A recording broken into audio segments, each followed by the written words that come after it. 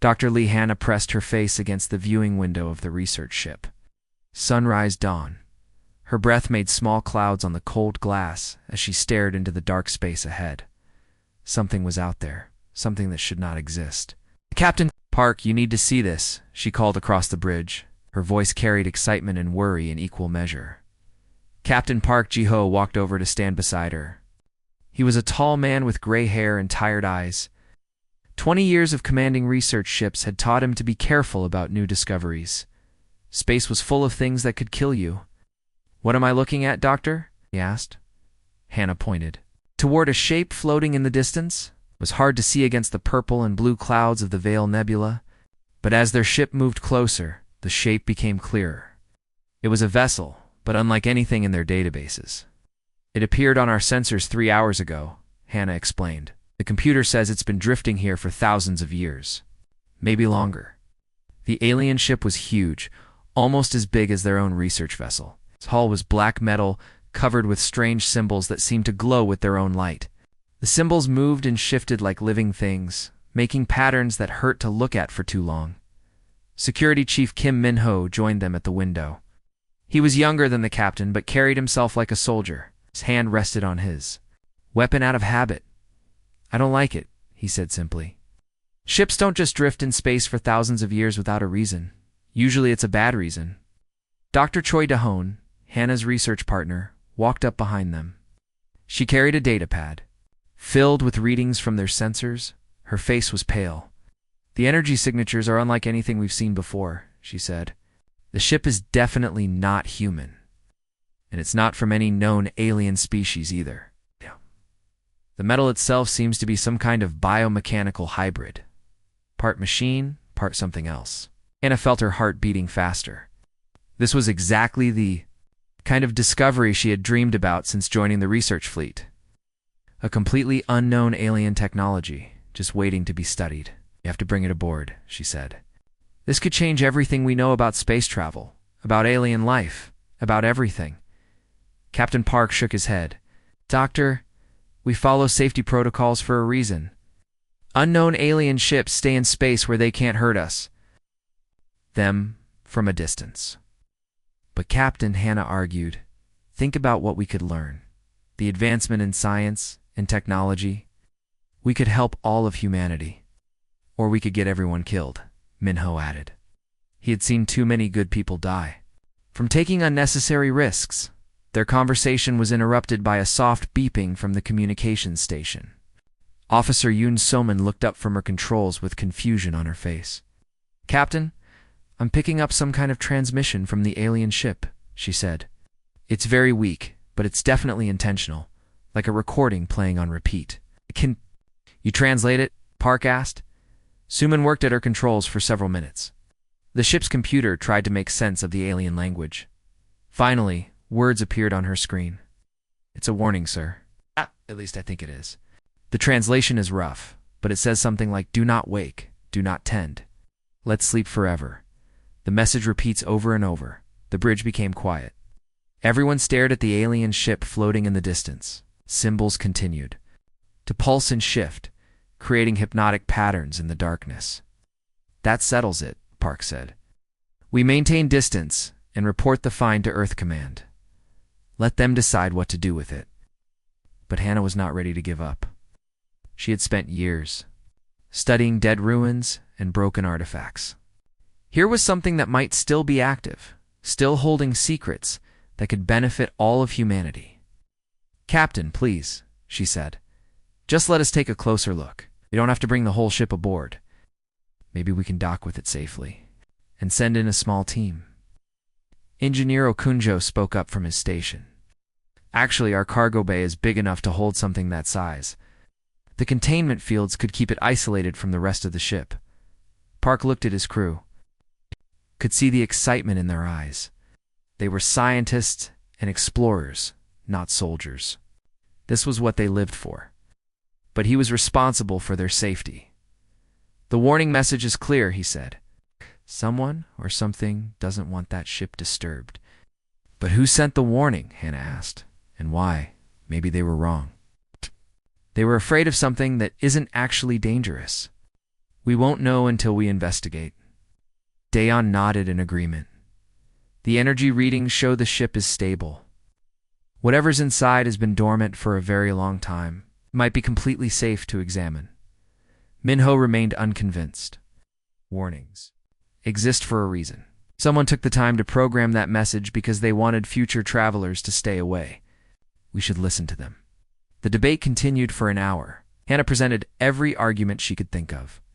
The scientific value, the potential benefits to humanity, the fact that they were explorers, and this was what they were supposed to do. She could see that some of the crew were starting to agree with her. Finally, Park made his decision. We'll bring it aboard, but with maximum precautions. Full isolation in Cargo Bay 3. No physical contact until we've run every scan possible. And at the first sign of danger, we jettison it into space immediately. Hannah smiled for the first time in hours. Thank you, Captain. Promise we'll be careful. 2 hours later, the alien ship sat in their cargo bay, held in place by powerful energy fields. Up close, it was even more beautiful and strange than they had imagined. The symbols on its hull moved in complex patterns, and they could see glimpses of an interior through what might have been windows. As Hannah stood in the observation room, looking down at their discovery, she felt a mixture of excitement and nervousness. The warning message still bothered her, but her scientific curiosity was stronger than her fear. She didn't know that she had just made the most important decision in human history, and she had no idea what was sleeping inside the ancient ship, waiting for someone brave enough or foolish enough to wake it up. The symbols on the hull pulsed brighter, as if responding to her presence. In the darkness of the cargo bay, something began to stir after thousands of years of sleep. 3 days had passed since they brought the alien ship aboard. Dr. Lee Hannah barely slept during that time, spent every hour she could in the observation room, watching the strange vessel and making notes. The symbols on its hull had grown brighter, and sometimes she thought she could see movement inside through the dark windows. Captain Park stood beside her, reading a data pad with a worried expression. Doctor, we have a problem. A big one. Hannah looked up from her notes. What kind of problem? Word about our discovery has spread faster than we expected. Half the galaxy seems to know about what we found. Park handed her the data pad. We've received over 200 messages in the past day. All of them are warnings. Hannah read through the messages with growing confusion. Species she had never heard of were sending urgent communications to their small research ship. The Thakari Confederation, the Crimson Hive, the Shadow Collective, dozens of others, all saying the same thing in different ways. Destroy it immediately. Do not let it wake up. You do not understand what you have found. One message caught her attention. It was from Ambassador Veltar of the Thakari, a species known for their calm and logical thinking. The message was not calm at all. Humans of the vessel's Sunrise Dawn, we beg you to listen.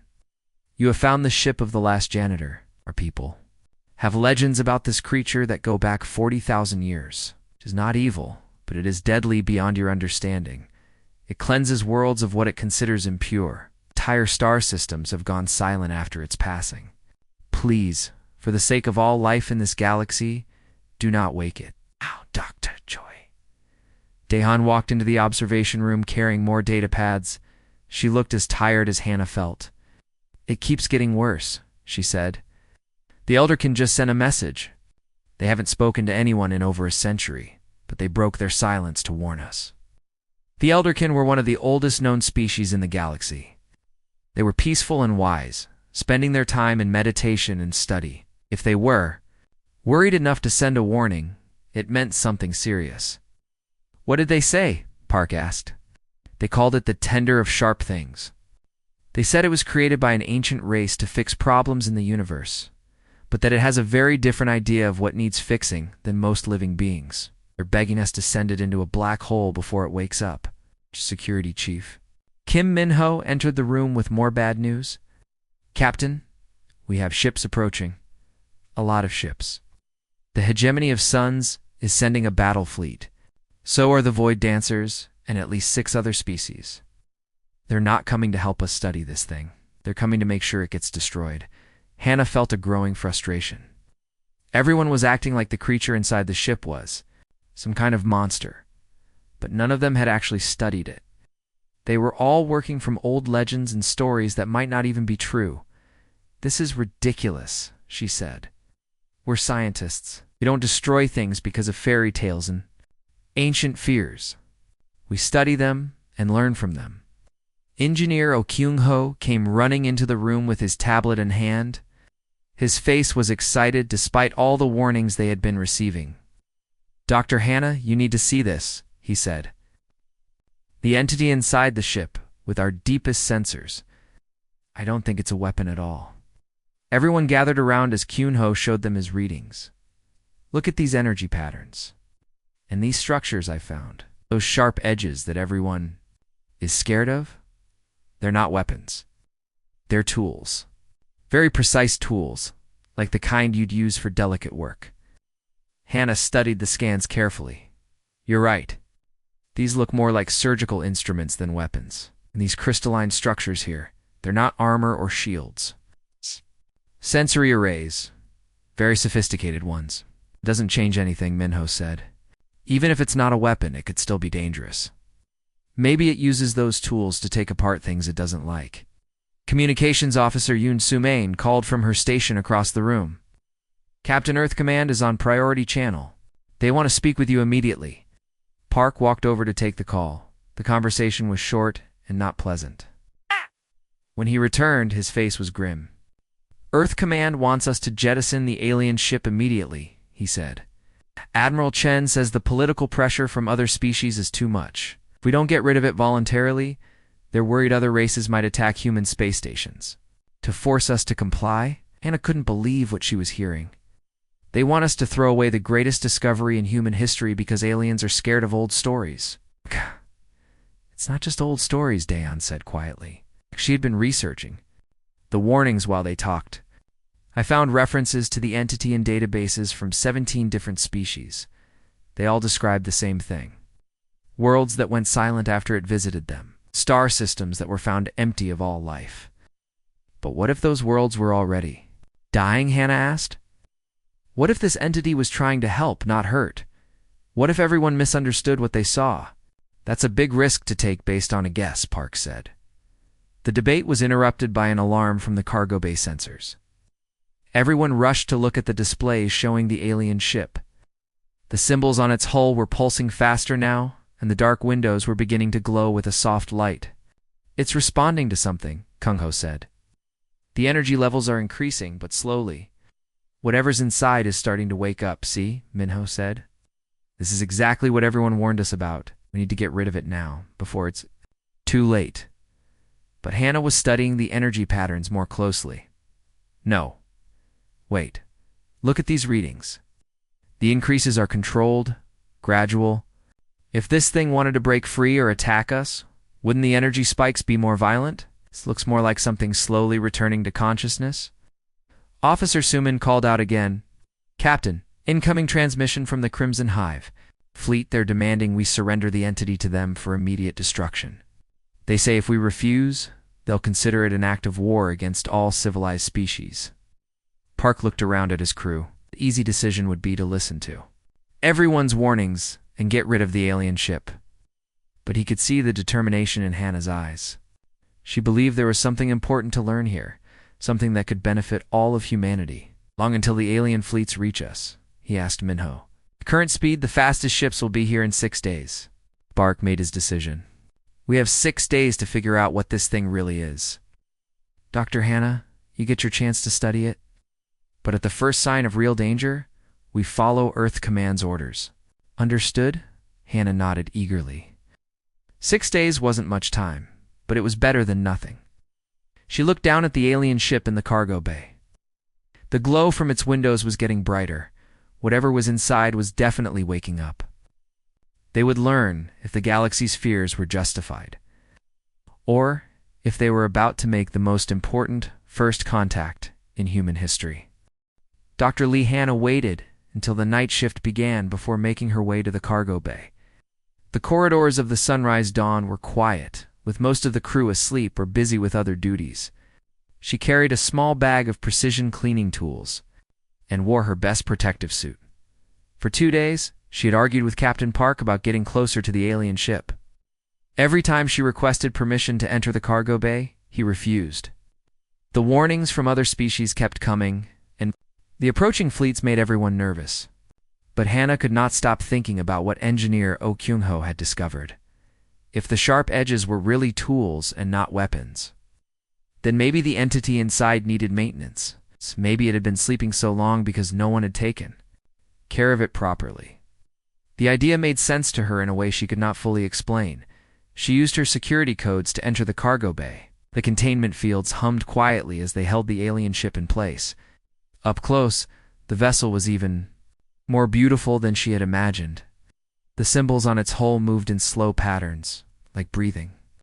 The crystalline structures that everyone called razor edges caught the light and threw it back in rainbow colors. Hannah approached carefully. The entity inside seemed peaceful, but she knew she was taking a big risk. If she was wrong about its nature, she might not live long enough to regret her decision. She began with the smallest crystalline protrusion near what looked like the ship's front section. Cosmic dust and energy residue had built up over thousands of years, dulling the crystal's natural shine. With gentle movements, she cleaned away the accumulated debris with her precision tools. The response was immediate. The crystal began to glow brighter, and she could feel a subtle vibration through her gloves. The entity was reacting to her touch, but not with violence. It felt more like gratitude. Encouraged, Hannah moved to the next crystal structure. This one had what looked like microscopic barnacles growing on it, probably some kind of space organism that fed on energy. She carefully removed each one, cleaning the crystal until it sparkled like a jewel. As she worked, she noticed the energy patterns from the ship becoming more stable. The chaotic readings that had worried everyone were smoothing out into steady rhythms. The entity's biomechanical systems were responding to her care. Hours passed as Hannah cleaned and tended to the crystalline edges. Each time she finished one section, another part of the ship would brighten, as if the entity was directing her to where help was needed most. She began to understand that the crystals were not separate pieces, but part of a larger network, like nerves in a living body. She was working on a particularly large crystal formation when she heard footsteps behind her. "Dr. Hannah, what are you doing?" She turned to see Dr. Choi Daeon standing at the edge of the containment field. Her research partner looked shocked and frightened. "I'm helping it," Hannah said simply. "Psst. Look at these energy readings, Daeon. The entity is stabilizing. Systems are working better now that I've cleaned away all this old debris." Daeon checked her portable scanner and her eyes widened. "You're right. Chaos patterns are almost gone. But Hannah, you're violating direct orders. Captain Park will be furious when he finds out. And don't tell him yet," Hannah said. "Give me a few more hours. I think I'm close to something important." Against her better judgment, Daeon agreed too. Keep the secret. She even helped by monitoring the entity's energy levels and warning Hannah if anything seemed dangerous. Together, they worked through the night, carefully cleaning and maintaining the ancient ship. As dawn approached, Communications Officer Yoon Soo-men made a discovery that changed everything. She had been working on translating more of the ancient warning messages when the ship's computer finally decoded a longer transmission. She found Captain Park in the mess hall, having his morning coffee, and showed him the new translation. "Captain, I think we misunderstood the original warning," she said. "The computer was only picking up fragments before, but now we have the complete message." Park read the translation with growing surprise. Instead of "do not wake, do not tend, but sleep forever," the full message read, "Do not wake without understanding. Do not tend without knowledge. Let's sleep until worthy caretakers are found." "It's not a warning to stay away," Suman explained. "It's instructions for whoever finds the entity. It's been waiting for someone who would know how to take care of it properly." Park immediately called for Hannah and was told she was not in her quarters. Quick search of the ship found her and Daeon in the cargo bay, still working on cleaning the crystalline structures. "Dr. Hannah, explain yourself," Park demanded as he entered the bay with Security Chief Kim Min-ho close behind. Hannah looked up from her work, tired but excited. "Captain, I think we've been approaching this all wrong. This entity isn't a weapon or a destroyer. It's more like a very sophisticated tool that's been waiting for someone to take care of it. Minho stepped forward, his hand on his weapon. Doctor, step away from that thing immediately. You have no idea what you might have triggered. But before anyone could move, the ship's sensors detected multiple incoming transmissions. The alien fleets were closer than expected, and they were not happy. Captain Park. Of the human vessel came a voice speaking in heavily accented Galactic standard. This is War Commander Thaksh of the Crimson High Fleet. Our sensors indicate the entity is awakening.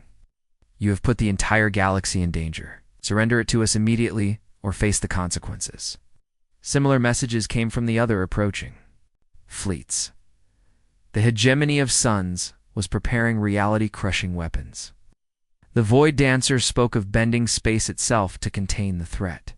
Even the peaceful Elderkin had sent ships armed with consciousness-disrupting fields. They're all terrified, Hannah said, looking at the readings from the approaching ships. But look at what's actually happening. She showed them the energy patterns. From the entity, instead of building towards some kind of explosion or attack, the readings showed complex but peaceful activity. The crystalline networks were coming online in sequence, like a vast computer system starting up after a long shutdown. It's not preparing to attack, she continued. It's trying to understand where it is and what's happening around it. The cleaning I did has helped its sensory systems work properly again. Engineer Okyungho joined them in the cargo bay, carrying his most advanced scanning equipment. Dr. Hannah's right, he said after taking new readings. The entity is definitely more awake now, but all its activity seems focused on gathering information, not preparing for combat. Captain Park faced the most difficult decision of his career. He could order the entity jettisoned into space to appease the alien fleets and Earth Command. Or he could trust his crew's analysis and risk everything on the possibility that thousands of years of galactic fear were based on misunderstanding. The crystalline structures began to pulse in a new pattern, more complex than anything they had seen before. Deep inside the alien ship, something that had slept for millennia was finally ready to communicate. Captain Hannah said quietly, I think it's trying to talk to us. The fate of human-alien relations, and possibly all life in the galaxy, hung on what happened next. Outside, the alien fleets prepared their weapons, ready to destroy what they saw as an ancient terror. Inside the cargo bay, a small group of humans stood ready to make first contact with something that might change everything. They thought they knew about the universe. The crystalline structures on the alien ship began to sing. It was not a sound that human ears could hear, but Dr. Lee Hannah felt it in her bones. A gentle vibration that seemed to speak directly to her mind. She dropped her cleaning tools and stepped closer to the ship, drawn by something she could not name. Dr. Hannah, get back, Security Chief Kim Minho shouted. But his voice seemed to come from very far away. The song grew stronger, and suddenly Hannah could understand it. Not as words, but as feelings and images that flowed into her thoughts like water. She saw vast spaces between stars, cosmic gardens tended by careful hands, and the slow dance of galaxies across millions of years. Then she saw herself, standing in the cargo bay with cleaning tools in her hands. She felt surprise, gratitude, and something that might have been joy. The entity had been watching her work, understanding her intentions, and now it wanted to talk. Hello, small caretaker, came a voice that was not a voice speaking inside. Her mind, thank you for tending to my edges. It has been so very long since anyone showed such kindness. Hannah found her own voice, though she was not sure if she spoke aloud or simply thought her response. Hello, I am Hannah. Are you awake now? I am awakening, yes. Your careful touch has restored much of my sensory network. I can feel the cosmos. Again, smell the health of nearby worlds, taste the flow of time between dimensions. It is wonderful. Captain Park and the others watched in amazement as Hannah stood motionless before the alien ship. Her eyes were closed, and she had a peaceful expression on her face, as if she was listening to beautiful music. What's happening to her? Dr. Choi Daeon asked. Engineer Okungho checked his scanners. Some kind of telepathic contact, is the entity, is communicating with her directly.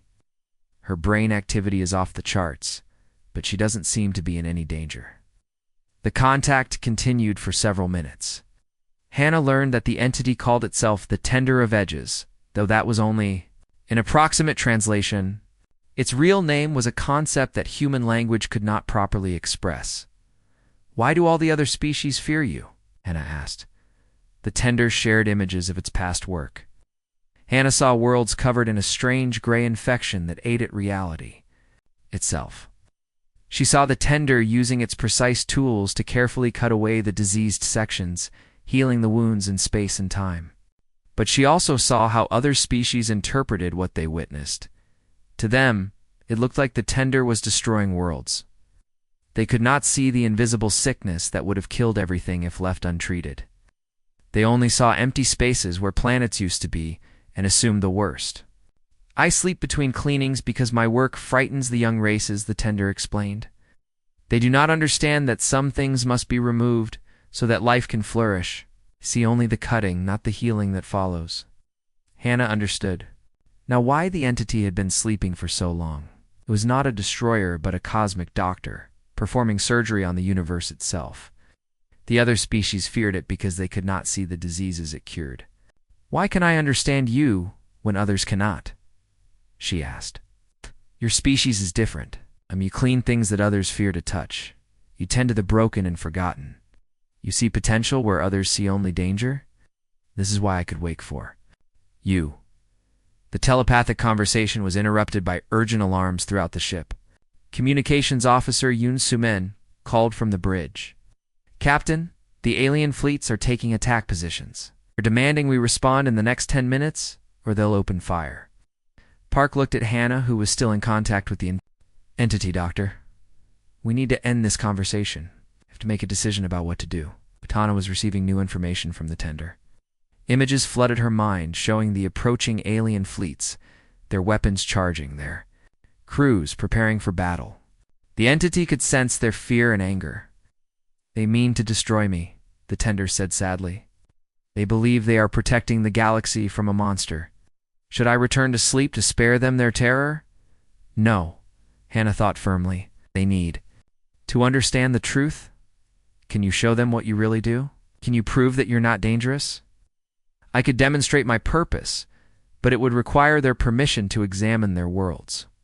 They would not trust me enough to allow such a thing." An idea formed in Hannah's mind. What if I asked them? What if I explained what you really are? The Tender considered this. "You would speak for me to those who wish to destroy me?" "Yes, but first, you need to show my friends here what you are. They need to understand so they can help convince the others." The entity agreed. It extended its consciousness to include Captain Park, Dr. Daeon, Engineer Kyun Ho, and Security Chief Min Ho. Suddenly they all could see what Hannah was seeing. The experience was overwhelming at first. They felt the vast intelligence of the Tender, its deep care for all living things, and its sadness at being misunderstood for so long. They saw through its senses the invisible threats that prowled between dimensions, ready to devour entire star systems if left unchecked. "My function is to maintain the cosmic ecosystem," the Tender explained to all of them. "Just as you might remove weeds from a garden to help flowers grow, I remove dimensional parasites and reality infections so that life can thrive." Captain Park felt the truth of the entity's words in his mind. This was not a weapon or a destroyer, but a guardian that had been doing its job for millions of years with no recognition or thanks. "The sharp edges that everyone fears," the Tender continued. "They are surgical tools designed for the most delicate work imaginable. I must cut away cosmic diseases without harming any living thing nearby. It requires precision beyond what most species can understand." When the telepathic contact ended, the human crew stood in stunned silence. Everything they had been told about the entity was wrong. The legends and fears of other species were based on incomplete information. "We have to tell the alien fleets," Hannah said. "They're about to attack something that's actually trying to help them." "They won't listen," Minho said. "Their fear is too strong, and they have thousands of years of legends telling them this thing is dangerous." "Then we show them," Park decided. "Tender, are there any threats in this star system that you could safely demonstrate your work on?" The entity extended its senses throughout the local area. "Yes, the The fourth planet in this system has a small, dimensional infection. It is not yet dangerous to the colony there, but it will become deadly within a few decades if left untreated. I could remove it safely. And the alien fleets would be able to see what you're doing? If they wish to observe, yes. Though they may not understand what they see at first, Park made his decision. Hannah, you're going to have to convince some very scared and angry aliens that everything they believe about this entity is wrong. Think you can do it?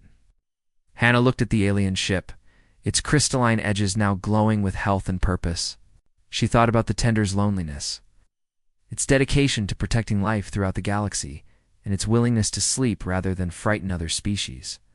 I have to try, she said. Someone needs to speak for those who cannot speak, for themselves.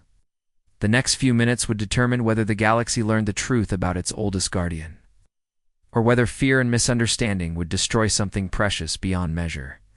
Dr. Lee Hanna stood on the bridge of the Sunrise Dawn, facing the main communication screen.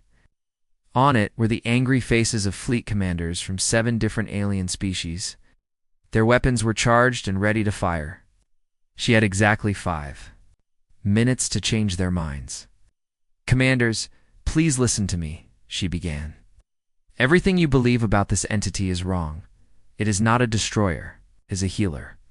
War Commander Thaksh of the Crimson Hive made a harsh clicking sound. Human, we have 40,000 years of records. The last janitor has wiped out entire star systems. We will not be fooled by its tricks. But what if those star systems were already dying? Hannah asked. What if the entity was trying to save them, not destroy them? Ambassador Veltar of the Thakari shook his head sadly. Dr. Hannah, we understand your desire to find peaceful solutions, but some things are too dangerous. To risk, the entity must be destroyed. Elder Whisper of the Elderkin spoke in a voice like wind through ancient trees. Young human, we have meditated on this threat for centuries. The tender of sharp things brings only silence where once there was life. Captain Park stepped up beside Hannah. What if we could prove that you are wrong? What if we could show you what the entity really does? The alien commanders looked skeptical. Fleet Admiral Zeraxia of the Hegemony of Suns spoke with a voice like grinding metal. There is no proof that could justify the risk. We have seen too many worlds go silent. Then watch, Hannah said simply. The Tender has agreed to demonstrate its true purpose. There is a dimensional infection on the 4th planet of this system. The entity will remove it safely while you observe. You will see exactly what it does and how it does it. Absolutely not. Thax clicked angrily. We will not allow that creature to become active. The risk is too great. But Elder Whisper held up a thin hand. Wait, if the humans are wrong, the demonstration will show us a destroyer in action, and we can stop it immediately. If they are right, we will learn something that could change everything we thought we knew. The Elderkin are wise, said a new voice. It was Captain Morvik of the Shadow Collective, a species that rarely spoke in Galactic councils. We have always wondered why some worlds seemed sick before the entity arrived. Perhaps it is time to look more closely. After several minutes of argument among the fleet commanders, they reached an agreement. They would allow the demonstration, but their weapons would remain trained on the entity. At the first sign of aggression toward any living thing, they would fire immediately. Tender, Hannah said, speaking to the entity through their telepathic link. Are you ready? I am ready, small caretaker. But I must extend myself beyond your ship to reach the infected world. Your people may find this frightening. We trust you. She replied. The cargo bay doors of the Sunrise Dawn opened, and the Tender of Edges emerged into space for the first time in thousands of years. The alien fleets gasped in shock as they saw its true size. What they had thought was a ship was actually the entity itself. It's a vast biomechanical being larger than most space stations. Its crystalline edges caught starlight and threw it back. In patterns of incredible beauty, the symbols on its hull moved in waves of meaning that spoke of ancient wisdom and patient care. It was magnificent and terrible at the same time. By the void, whispered Admiral Zeraxia, it is larger than our records indicated. The Tender moved slowly toward the 4th planet, its massive form graceful despite its size. As it approached, it extended sensory filaments that spread out like cosmic spiderwebs, probing and testing the space around the world. "I can see the infection now," the entity explained to the watching fleets through Hannah. "It appears as gray threads woven into the fabric of reality around your colony world. Most species cannot perceive dimensional parasites until they have grown large enough to cause obvious damage. Through their ship sensors, the alien commanders could see nothing wrong with the planet. It looked healthy and normal, with green continents and blue oceans. The small human colony on the surface was thriving, but the tender could see what they could not. The infection was like a cancer growing in the spaces between dimensions, feeding on the life energy of the world. In 30 years, it would burst into normal space and consume everything on the planet in a matter of days. Watch carefully," the tender said. "I will make the infection visible so you can see what I am removing." Using its most delicate instruments, the entity began to manipulate the dimensional boundaries around the planet. Slowly, like developing a photograph, gray threads began to appear in space. They formed a web of decay that stretched from the planet's core to its outer atmosphere. The alien fleet commanders stared in horror and amazement. The infection was real, and it was huge. Without the entity's intervention, the colony world would have died within a generation. "How could we not see this?" Ambassador Veltar asked in shock. "Most species develop only three-dimensional vision," the tender explained gently. "Dimensional parasites exist partially outside normal space. You would not notice them until they became active." Now came the most delicate part of the operation.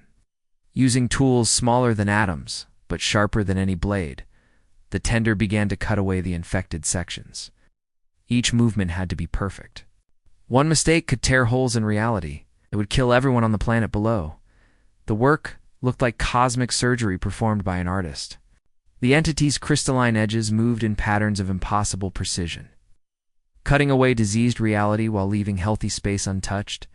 Where the gray threads were removed, space itself seemed to heal and grow stronger. The process took 3 hours.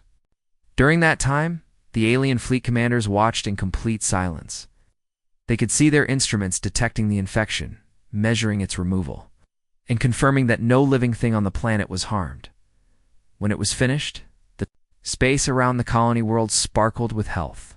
The dimensional parasites were gone, removed so completely that no trace remained. The planet below would now be safe for thousands of years. "The demonstration is complete," the tender announced.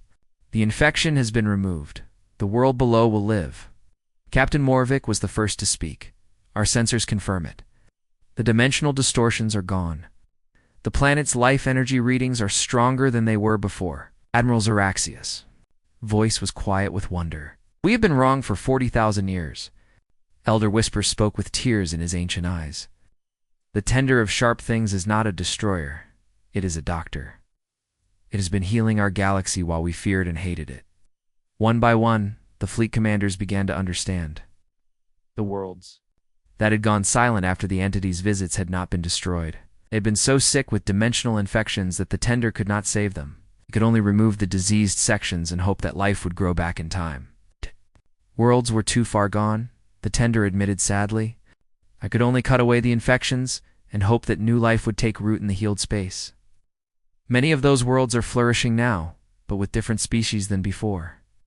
Ambassador Veltar spoke for all of them. "Tender of Edges, we owe you an apology that spans millennia. We have feared you and we should have thanked you. We have called you Destroyer when you have been our protector." "There is no need for apologies," the entity replied. "You acted to protect your people. That is natural and good. I only wish we could have understood each other sooner." Dr. Hannah smiled as she felt the mood of the galaxy changing. The fear that had surrounded the tender for thousands of years was finally melting away, replaced by gratitude and wonder. But she knew this was only the beginning. That the truth was known, everything would change. 3 months had passed since the demonstration that changed galactic history. The sunrise dawn was no longer alone in space. Around it floated a small fleet of ships from different species, all working together on something that had never been attempted before Dr. Lee Hannah stood in the new observation deck they had built, watching the tender of Edge's work on healing a damaged star. system in the outer rim. The entity moved with the same careful precision she had first seen in the cargo bay. But now, it was not alone. A team of human engineers floated in specialized suits around the entity's crystalline structures, helping to maintain and clean its delicate instruments. They called themselves the Keepers, and they had volunteered to spend their lives learning how to care for the galaxy's oldest guardian. Dr. Hannah called Engineer Oh Kyung-ho from across the observation deck. He now wore the blue uniform of the Keeper Corps, a new branch of human space service dedicated to supporting the tender's work. The entity is ready to begin work on the next infected system. Are your teams prepared? Hannah nodded and activated her communication link. All Keeper teams, report status. Team Alpha ready, came the voice of Keeper Jin from near the entity's primary sensory array. The detection crystals are clean and calibrated. Team Beta standing by, reported Keeper Nari from the surgical instrument clusters. All cutting. Edges are sharp and properly aligned. Team Gamma in position, said Keeper Bora from the healing stations. Reality repair systems are fully charged. It had taken time to develop the partnership between humans and the tender. The entity had worked alone for millions of years, sleeping between jobs because no one understood what it was doing. Now it had helpers who could assist with maintenance and explain its work to other species, Captain. Park entered the observation deck, carrying a data pad full of requests. Doctor, we have 17 new requests for the tender's services this week. The Thakari want us to check their home system for dimensional parasites. The Elderkin are asking if we can examine some dead worlds they thought were destroyed by wars. What about the Crimson Hive? Hannah asked. They want the tender to look at their breeding worlds. They think dimensional infections might be why their birth rates have been declining for the past century. It was amazing how quickly attitudes had changed. The same species that had wanted to destroy the entity 3 months ago were now begging for its help. Word had spread throughout the galaxy about the demonstration, and everyone wanted to know if their worlds were sick. Dr. Choi Daeon joined them, carrying her own stack of reports. The medical data is incredible, Hannah. We've found dimensional infections on 40% of the worlds we've examined. Most of them are in early stages, but some were only years away from breaking into normal space. How many lives do you think we've saved? Park asked. Millions at least. Maybe billions. Some of those infections would have wiped out entire civilizations. Communications. Officer Yoon Suman called from her station near the bridge. Dr. Hannah, incoming priority message from Earth. Admiral Chen wants to speak with you personally. The call came through on the main screen. Admiral Chen looked tired but pleased. Behind him, Hannah could see the busy halls of Earth Command headquarters. Dr. Hannah, I want to personally congratulate you and your team. What you've accomplished has changed everything. The Galactic Council has voted to establish the Tender Protection Treaty. Any species that threatens or attacks the entity will face sanctions from all member worlds. That's wonderful news, Admiral, Hannah replied. The Tender will be much safer now. There's more. The Council has also approved the creation of permanent keeper stations throughout the galaxy. We're going to train thousands of humans to help with the entity's work. You'll be leading the training program. Hannah felt a mixture of pride and responsibility. I'll do my best, sir. No, you will. Oh, and Doctor. The entity specifically asked that you remain as its primary human contact. It seems you two have developed quite a partnership. When the call ended, Hannah walked over to the viewing window. Outside, the Tender was beginning its delicate work on a solar system where 3 planets showed signs of dimensional decay. Its crystalline edges moved in the familiar dance of cosmic surgery, cutting away disease and leaving healthy space behind. Ah! It's strange, she said to Park. 3 months ago, everyone in the galaxy was terrified of the Tender. Now they can't. Imagine how they survived without its help. Fear makes people see monsters where there are none, Park replied. But humans have always been good at looking past the scary exterior to find the truth underneath. Security Chief Kim Minho approached them with a satisfied expression. Doctor, I just got the latest crime statistics from the Galactic Peacekeepers. Dimensional parasite smuggling is down 90%. Apparently, criminals don't want to deal with products that attract the attention of cosmic gardeners. Everyone laughed. It was true that the galaxy had become a much safer place once the tender started working openly. Criminals who dealt in dangerous dimensional artifacts suddenly found their operations being investigated by beings who could see through all dimensions at once. "The tender wants to speak with you," announced Keeper Jin through the communication. System Hannah closed her eyes and opened her mind to the familiar telepathic contact. The entity's presence felt warm and grateful, like an old friend. "Hello, small caretaker," came the gentle mental voice. "I wanted to thank you again for everything you have done. For the first time in millions of years, I do not feel alone in my work." "You're not alone anymore," Hannah replied. "Humanity will always help you tend the galaxy's gardens. Your species has a gift for seeing the good in things others fear. This is a rare and precious quality. With your help, I can heal wounds that have festered for eons." "What's our next destination?" she asked. "There is an ancient battlefield near the galactic core where reality itself was damaged in some long-forgotten war. The wound has been bleeding dimensional energy for thousands of years, poisoning nearby systems. It will be delicate work, but I believe we can heal it." "We'll be ready," Hannah promised. The contact ended, and she opened her eyes to find her friends watching her with expressions of wonder and pride. "Where are we going next?" Park asked. "The galactic core. There's an old wound that needs tending." As the combined fleet prepared to jump to hyperspace, Hannah reflected on how much had changed. The tender was no longer the feared last janitor of galactic legend. It was simply what it had always been, a dedicated healer working to keep the universe healthy and whole, and humanity had found its place in that work.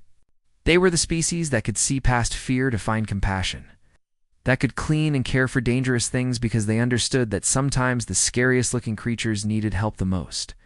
The jump to hyperspace engaged, they disappeared into the space between dimensions. Behind them, the healed solar system glowed with new health. Ahead of them, the galaxy waited with its ancient wounds and hidden infections, ready to be tended by gentle hands and careful hearts. Partnership between humanity and the tender of edges had begun, and the universe would never be the same. In the end, the greatest discovery was not a new technology or a powerful weapon, but simply learning that the most fearsome things sometimes just needed someone brave enough to help them clean their razor-sharp edges. The galaxy had its gardeners at last, and they were just getting started.